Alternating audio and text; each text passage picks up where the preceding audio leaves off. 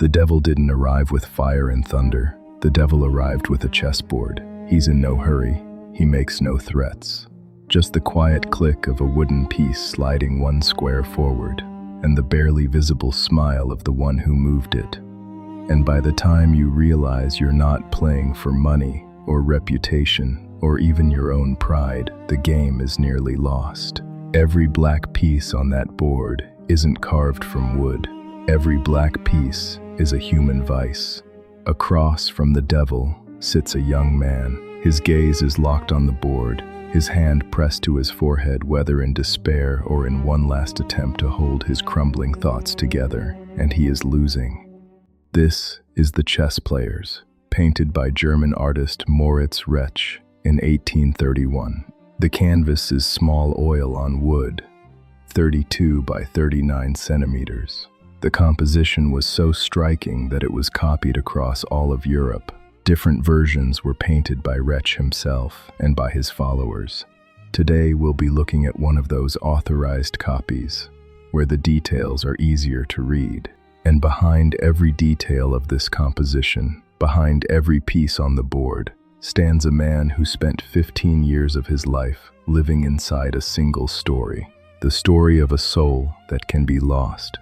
Retzsch was born in 1779 in Dresden. At 19, he enrolled in the Dresden Academy of Fine Arts, and by 1824, he was a professor there. His true fame came not from oil paintings, but from engravings. In the second half of the 1810s, the publishing house Cotta commissioned him to create a series of 26 illustrations for Goethe's Faust. That work made Retzsch financially independent and permanently tied his name to the most famous German play about a deal with the devil. Goethe personally approved his drawings. After Faust came illustrations for Schiller, Shakespeare, and Berger. From 1816 until the very end of his life, more than 40 years, Retzsch would return to that play again and again. By the time he sat down to paint The Chess Players in 1831, he had already been living inside that story for 15 years. And here is where a substitution happens that's easy to miss. Nowhere in Goethe's Faust is there a chess match with Mephistopheles. That scene Retzsch invented himself. Like many artists of his generation, what fascinated him wasn't the play itself, it was its central idea. The wager between Mephistopheles and God, over whether a man seeking truth can be led astray from the righteous path. Retzsch took that motif, the bargain for a soul, and translated it into the coldest, most calculating game imaginable. Instead of a verbal duel, a position on the board. Instead of a magical contract, the natural course of a game in which every poor choice simply leaves you a piece down. As early as 1837, the British journal Saturday Magazine published a detailed analysis of the entire painting, and in 1861, chess player William Peat was the first to match each vice to a specific chess piece. Their analyses align almost completely. The scene unfolds in a crypt, the chessboard resting directly on top of a sarcophagus lid. A game of life and death played on the coffin itself. On Satan's side, his own king is Satan himself, wearing a hat with a rooster's feather. Beside him, the Queen Lust, a female figure with a bare breast thrust forward ahead of all the others. Sloth is a rook with the head of a pig, slouched on a tree stump. Wrath is the second rook, resembling a turkey. One of his knights is Unbelief, a horned figure trampling a cross underfoot. The second knight merges greed and envy into one, a gaunt, hunched silhouette gnawing its own hand and clutching a money chest to its side. The bishops, Pride, striding forward with a peacock's tail and a fat purse, and Deceit, one hand on the chest like an oath, the other hiding a dagger behind the back. On the young man's side, everything is mirrored. His king is his own soul, with butterfly wings on his back. His queen is Religion, a winged figure with one hand outstretched as a gesture of protection. The rooks are Hope, carrying an anchor, and Truth, holding a lit torch. The bishops, Peace, with a palm branch, and Humility, head bowed in prayer. The knights. Innocence, a child reaching out trustingly toward everyone, and love, two children embracing beneath a single star. The pawns are tiny angels. Prayers. Now look at what has already been taken off the board. The devil has captured love. He has captured innocence. He has captured humility. And just moments ago, literally seconds before this frozen instant, his clawed fingers seized peace. What has the young man taken? Only wrath, and one small doubt. The entire story of the painting comes down to a single sentence. If religion falls, the game is lost. Retzsch adds one more detail that's easy to overlook. A spider is crawling across the board on Satan's side.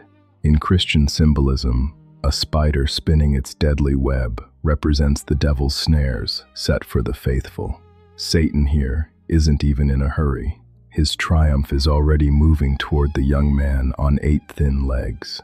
Between the two players, behind the board, stands a guardian angel, a sorrowful figure who has seen this outcome many times before.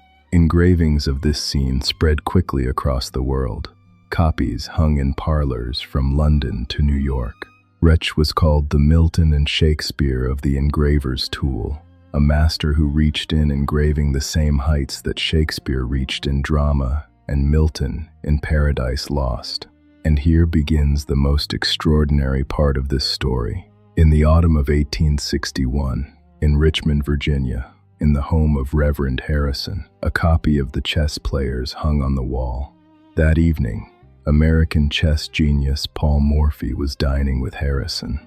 After dinner, Morphy walked over to the painting and stood before it for a long time. Then he turned to his host and said quietly, "I think I can take the young man's position and win." The guests didn't believe him. Someone said outright that even Morphy couldn't save that position. Morphy replied, "Let's set up the pieces and see." He sat down as white, and according to several eyewitnesses, Reverend Harrison, Captain Barney, and his wife Morphy proceeded to defeat every person present in turn. The devil's position turned out to be lost. The story was published in the Columbia Chess Chronicle in 1888 and unleashed a storm of letters. Skeptics demanded proof. Reverend Harrison personally confirmed every detail in a 2-page letter. After that, the story of Morphy versus Mephistopheles became a chess legend. But this story has a skeptical side. The article in the Columbia Chess Chronicle appeared after Morphy himself was already dead. The chess player could neither confirm nor deny the account, and no one has ever been able to precisely reconstruct that original position. Modern engines, run on various reconstructions, give contradictory answers. The English title, under which the painting became famous, Checkmate, sounds like a final verdict. The game is over. Nothing can be changed. The devil has won. But the original German title, Schachspieler, translates differently. Simply, chess players. Not the loser, not the fallen, the players, still playing. That's not just a linguistic difference, it's a philosophical one. The English title freezes the painting at the moment of absolute defeat. The German leaves it open, returns agency to the man who is still sitting at the board, still thinking, still capable of moving his hand. And look at the board one more time. The young man's king is still standing. Among his pieces, religion has not fallen, truth has not fallen, hope has not fallen. The game is not yet over. Perhaps that was Retzsch's intention all along, not to show how inevitably a man loses to the devil, but to remind us that as long as the king stands, even on the lid of a sarcophagus, even under the gaze of Satan, even as the spider crawls along the edge of the board, you always have one more move.